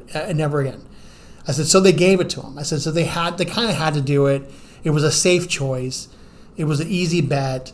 It's a very well made, very executed well. Looks like beautiful, but it's not good. It's not a good movie. It's not. I disagree. Again, I told you last time. It's like a sitcom they made into a movie. I disagree. I know you disagree, and a lot of people disagree. Satire. But no, it's not. It's a sitcom. So no. I'm like, oh, the people are out of the house, and let's have a party. And like, okay, I've seen that every different Strokes had that like 7 times. So why do I need to see that again? It's not. But they changed it up the way that, and everything was metaphorical, and maybe that would annoy you after a while. But it's not metaphorical. It's right on the surface. None of it. It's not a deep movie. It's not like I need to like dig into it and really like see it several times to understand it. I'm saying that that's the idea. Is like it's metaphorical. It's being obvious without. It's whatever it is, and it's like that's. I mean, if you're gonna take it side by side with Joker, which was like sort of its main competition. They have sort of the same message a little bit, like sort of the haves and have-nots, and sort of this theme, same themes of society versus the schlub and the thing versus the bigger society. And Joker was more entertaining, even though it wasn't. Also, ironically, more diverse. But anyway, go on. Yeah, well, of course, it was more diverse. Ironically, I mean, it only had Koreans in it, right? But I'm saying, like in general, like that's their thing with it. It's like white male rage, Well, sure, because we're in America. Like it's like that's where the rage is centered. But rage is currency. But I didn't think Joker was all that great either. So there was. I mean, it wasn't. Not that anything is Oscar worthy these days, because who gives a shit about an Oscar? I don't. But like, it just wasn't the best movie I've ever seen. No. I mean, obviously we talked about this last time. It's lovely. I love it. My movie was Once Upon a Time in Hollywood because it is about it's about Hollywood. Like it's a multi-layered, multi-level why not give a movie about Hollywood situation. But that's. Hey, ironically, like isn't Crash kind of about Hollywood too as well? Well, so that's probably why that one too. Well, that one because of Scientology. This is also in L.A.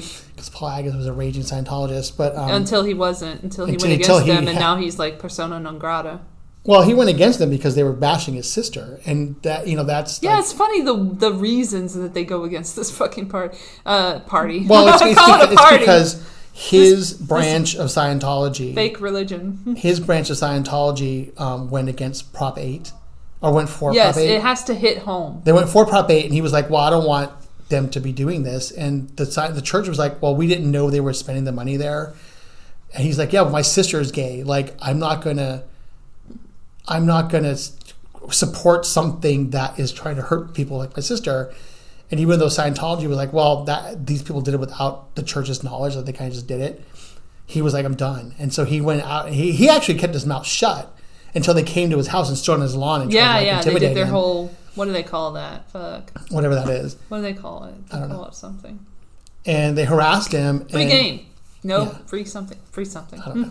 But they harassed him, and he's like, fine, then I'm going to say all this shit. And led to an excellent article about Scientology in the New Yorker. That was a great article about that. And he did a good job in the Going Clear book as well. Yeah. So, and the Going Clear is basically the same story that he told in the New Yorker. It's almost the same exact story that story is. And Leah Remini, we got to give her credit because she got a lot of eyes on the Scientology. Sure, and also Jehovah's Witnesses, which I was and the abuse that goes on, right, and all the stuff that happens in there. So interesting. But how did we get to? I don't know. Oh, because we're talking about Paul Haggis and you're talking about. I can't believe there's still Scientologists walking around here. I'm like, did y'all not get the memo? But why not? You know, it's like, I don't know, any religion's fucked up, so it's like... It's not a religion. Well, of course it's a religion. They're all cults. Well, every religion's a cult. That's what I'm saying. But then it's like, almost everything is a cult. If you are... Cult of personality. Yeah, if you have any philosophy that deviates from sort of a natural path, you're in a cult. Yeah. Because you have to have a central guidance that sort of tells you what to do. And there's a lot of things that fall into that category that aren't religious necessarily. You could be in a biker gang and be in a cult. You could. Oh, they just had a shooting with bikers and stuff. Well, they're always shooting each other. Well, they just had a shooting that they put in my feed as if I'm gonna look at it. Oh. I haven't. I don't know. But that just reminded me of that. They're just making all kinds of events. Right, but you could be in a cult of anything. You could be in a fan club and be in a cult. Oh my gosh, I would never, as a child, I was always above being in a fan club. I was like, I'm not a fan. Fuck that. I will write letters to celebrities and hope that they get back to me. If they don't, I'm not going to worry about it. And then I'm not going to assume that they wrote everything that they say that they sent back. Well, I think it'd be different too back in those days, when you did write letters to people and it wasn't just about going online and harassing them or tweeting at them. Oh my gosh. Then MySpace came around and you could chat with people all across the world. Yeah. Have a pen pal. You can still have all that. Yeah. I like to, one of my favorite things to do on Facebook is to go to like an Al Jazeera page, an Al Jazeera story about, India and Pakistan fighting, for example. And you go into say, India shot down a Pakistani jet. Oh yeah, I think you talked about that. Yeah, and you go in the comments and you have all these people from the Pakistan comments, going. Yeah, they're crazy. And they talk about like it's a football game. Like, yeah. Oh, we took out 3 of your guys and we took out a plane. This, yeah, I just read another one like that too about Syria. About Turkey and Syria. And oh yeah, that whole mess. The comments were like from people from Turkey saying, "Oh, well, fuck you guys," and people from Syria being like, "Well, it's Turkey's fault." Like they're and you got to root for the home team. Where you get a really interesting perspective on people that are sort of born into this and live it every day, and the way that they see things versus the way we see things, and I kind of like that Syria is becoming Russia's problem now, and it's not really our problem anymore. Yeah. I hope that continues. It will. I mean, that was sort of like Trump's platform when he started was like, we're going to make this Russia's problem because it's their problem and we have nothing to do with it. Well, that's the end of the show. Oh, is it? Yeah. We got to end it. I was going to tell you to watch something. Do you watch Lucifer? Have you seen that show? Yes. It's so good. I just started watching it recently.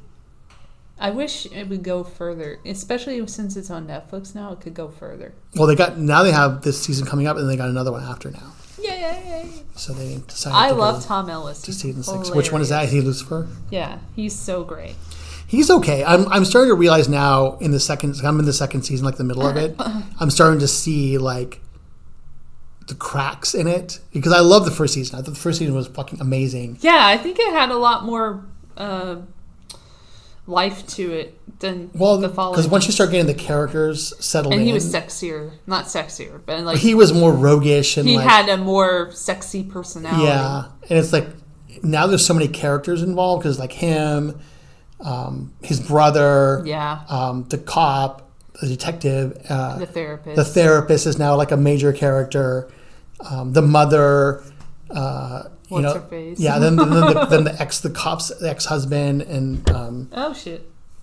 But so there's so many characters involved now. You have to get everybody their space, and you have to get everybody their lines, and you sort of feel that burn like you would feel in like a third or fourth season of a show in the second season. So I'm curious to see where it goes from there, and like how they keep it from devolving into like one of these shows that becomes about like. So character driven that it loses the charm of like what it had, but it comes in and out. So it's really interesting watching it this way because so much repeats. Like he's so silly. Like the character of Lucifer is so silly. I like the silliness. My favorite is when he's like, "What do you desire?" And like he puts his eyes really wide. And he's like, "Eh." Yes. And then like the therapist, his mother does that one time. the actress that plays his mother, does it to somebody. She's like, "What do you desire?" She makes the face at him. I'm dying. So I'm like, this is really interesting watching it, binging it like this, because you see so many repetitions happening. And I'm thinking watching week to week might have been a little different, maybe. Yeah. But I'm curious to see where it goes. I'm only in the middle of season 2, and there's 4 seasons. It doesn't go badly. I mean, it has a couple of hiccups, but then it gets better. Yeah. But I want it to get better than it is. Well, that's what the Netflix will be interesting. Season 6 is going to be really interesting. I need them to really go balls to the wall. Well, you've never read the comic book, have you, that it's based on? Oh, I'm sure that goes balls to the Well, wall. that's like immediately crazy because in the comic books, it takes place first. The character of Lucifer appears in another comic book series that's not his, and the same thing happens. So what they illustrate in the show happens in the book. So like, the character for this comic book, his name is Morpheus, and he goes to hell because Lucifer asked him to come, and he's like, "Come to hell, I need to talk to you."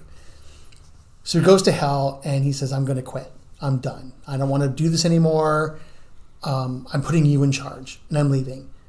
And he makes Morpheus cut off his wings, and Lucifer takes off and like leaves Morpheus with the key to hell. So all these other like people show up to get the key.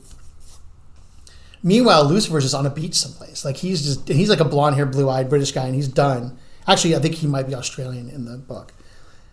And he ends up on this beach in Australia, and he's just chilling there. And so then he gets his own comic book series where he like owns the bar Lux, and he has Mazikeen, who's like his half-faced demon friend who works in the bar with him. But the whole thing is there's no detective, there's no cop, there's none of this stuff. It's just him. I didn't think there was. No, it's just him like trying to basically. I think they were trying to go for Bones, but with devil. Oh no, definitely. I mean, they did what worked. Yeah. Right. And so formula. So after I tried to watch it when it came on. I watched like the first episode of it, and I thought it was okay, but I was like, I really kind of want to see the bonkersness of the comic book because it's so crazy. And then I kind of didn't watch it. I just stopped watching it. And yeah, now I'm just desperate for something to watch the other day, and I was like, well, I'll try this. And I watched the first episode, and I kept watching it, and I was like, okay, this is actually really good. And I just have to leave my qualms behind and just watch the show. Yeah. I just watched Crash Landing on You on Netflix, and it was a really good K-drama that was set in South Korea and North Korea. So it pissed a lot of people off, which I love. The government, and it's the message is peace. So spoiler alert, the people in the thing end up in Switzerland, which I thought was hilarious because Switzerland is known for being like neutral. Mm-hmm. So I got that not metaphor, but I got what they were going for there. And they had met previously there as well. It was a very good love story with an army guy from North Korea trying to harbor a South Korean woman. They were both people who were of age. They were like over 30. And that was so cool to see as well. You don't see that in a lot of K-dramas that are very popular. But she had come over. Well, that's because all the young ones are killing themselves. She was like paragliding or whatever. And then she like ended up in a tree in North Korea where she wasn't supposed to be. And then there was all this stuff about they had to like get her out of town and all this stuff, or hide her and make her,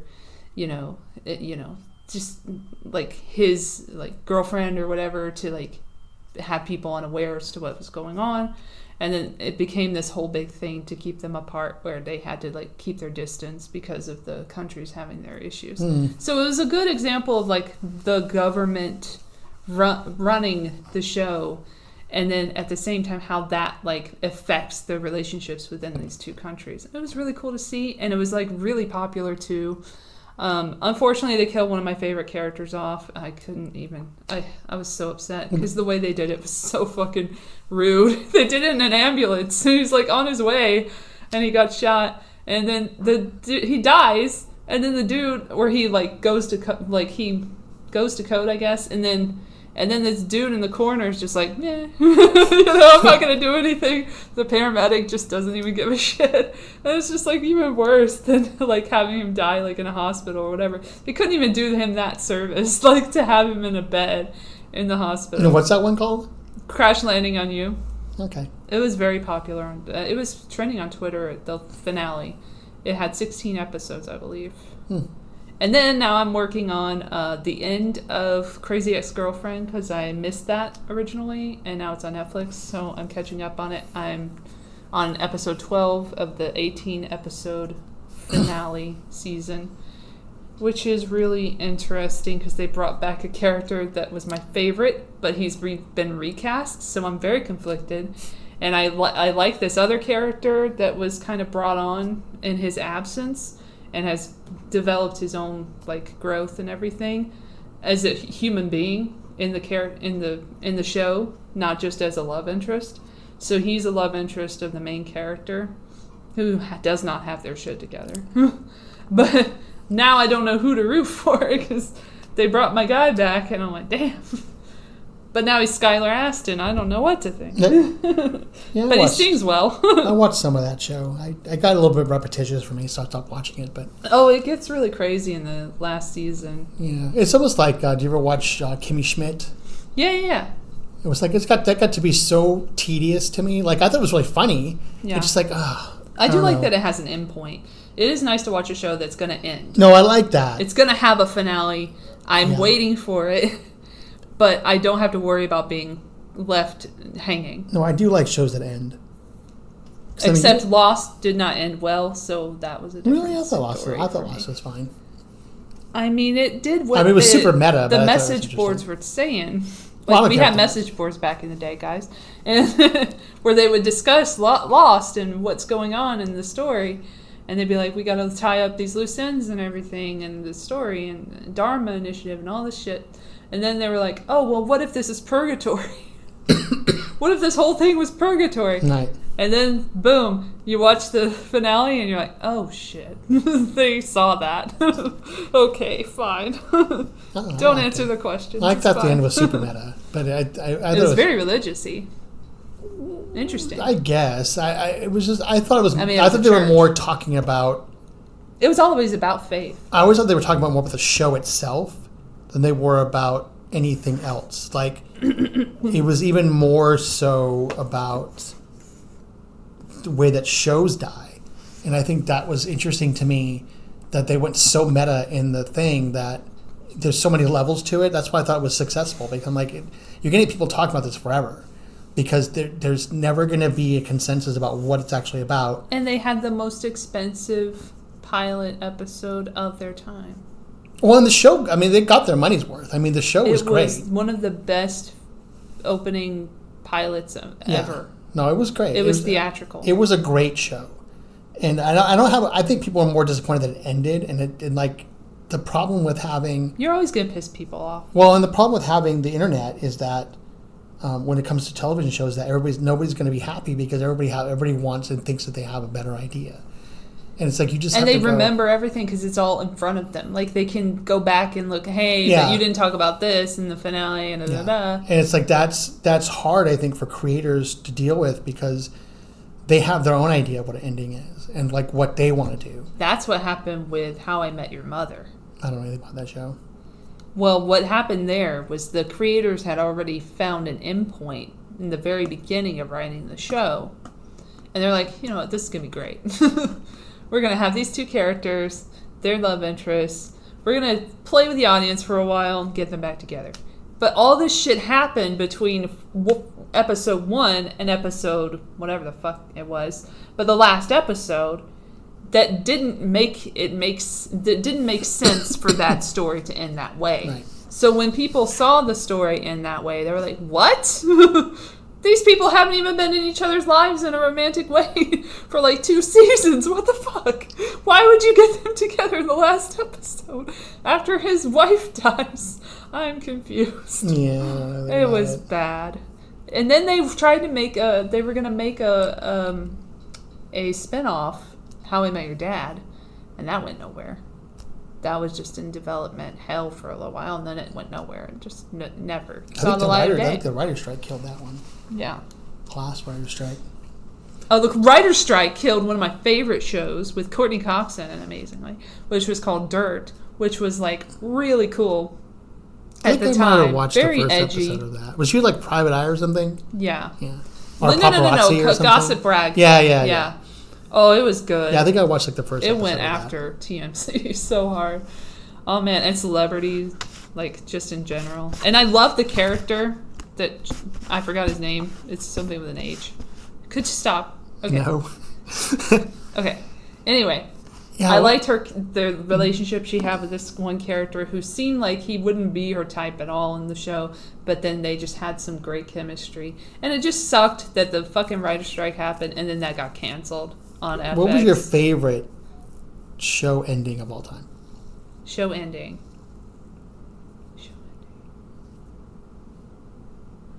Well, of all time. Or at least one that comes to mind It's that you liked. At the moment, it's between Friends and Breaking Bad. See, I thought about Breaking Bad, because Breaking Bad is my favorite show of all time. I really love the ending of Breaking Bad. That's my favorite show of all time. It had to end that way. I think the Buffy ending was pretty good. Oh, man. I don't have a lot of memorable ones. That's a memorable one. Well, because Breaking Bad actually ended. Right. I ordered that song. I know have you it did. on my fucking I know phone you did. I remember because of it. It's on my Spotify too. That's exactly why. Oh my gosh. That was such a great finale. Well, that's how you and I bonded. We bonded over X Factor. That's how we first met, quote unquote met. Was that you live blogged X Factor for me on Facebook because I couldn't watch it. I don't remember this. And you were like, I'll just tell you. So you're just like in the comments of my thread, just like telling me what was happening on X Factor, and I was like, oh, thank you so much. I don't remember it. And then a couple of weeks later, you invited me to come over here to watch Breaking Bad. Oh yeah. Because you had people over, and you're like, come over watch Breaking Bad. And I came over here every week to watch Breaking Bad up until the finale. I don't think I watched the finale here. I watched that at home. But shit. It's got to be Breaking Bad. I just can't think of anything memorable off the top of my head. No, you're right. Because I can't remember what the end of Friends was. Like, I don't remember any of that. And I do remember it. I remember it spun up into Joey. I remember liking the airport scene, even though it was schlocky. I liked it. I liked Ross and Rachel, so I was glad that they ended up together. That show. Friends, I mean, Seinfeld had a crazy finale, but like I wouldn't say that it was memorable at all. Well, they went to prison. That was pretty memorable. I mean, before that, like the court stuff, like they had a whole build up to that finale. Gossip Girl had a weird finale. What's fun is my friend had one of the actors from Gossip Girl on her podcast. Which one?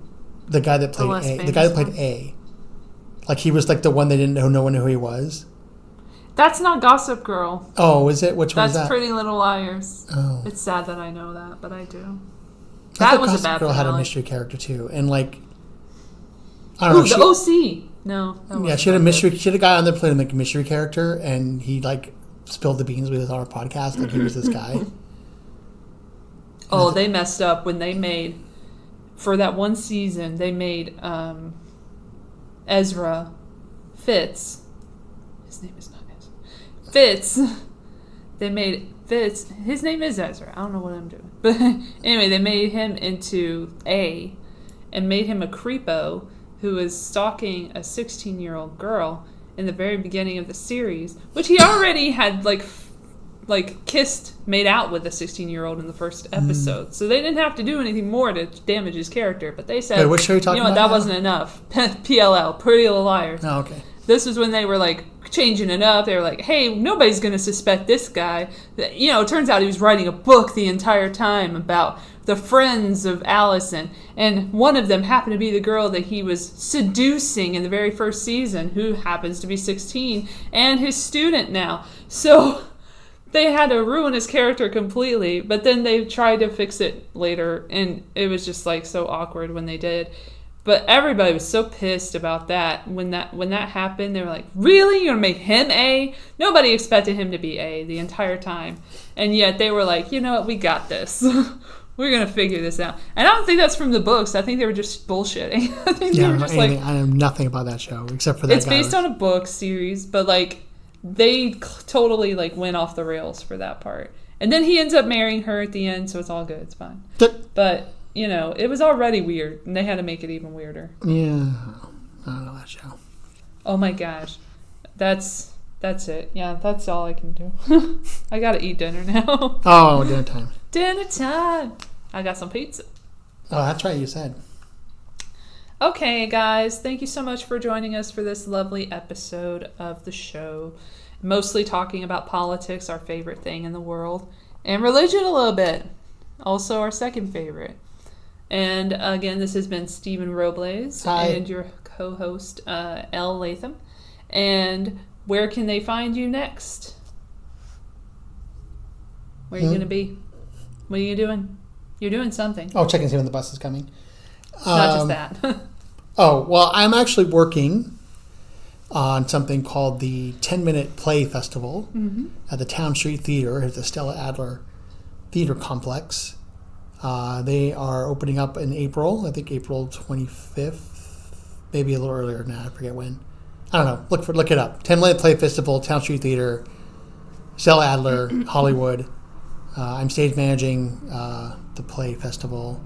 Well, I'm assisting. I'm one of the stage managers. There's 3 of us. So that's what I'm doing. That's the only thing I've got going on. All right. Well, we'll see you on the next episode of the show. Should be according to schedule again. This one is going to be released on Wednesday. It's Sunday night right now. So check us out and stay cool, stay dry. Stay cool. Stay in school. Stay cool for the summer. And stop touching people. So Stop touching you. don't touch people. Uh-oh. Bye-bye now.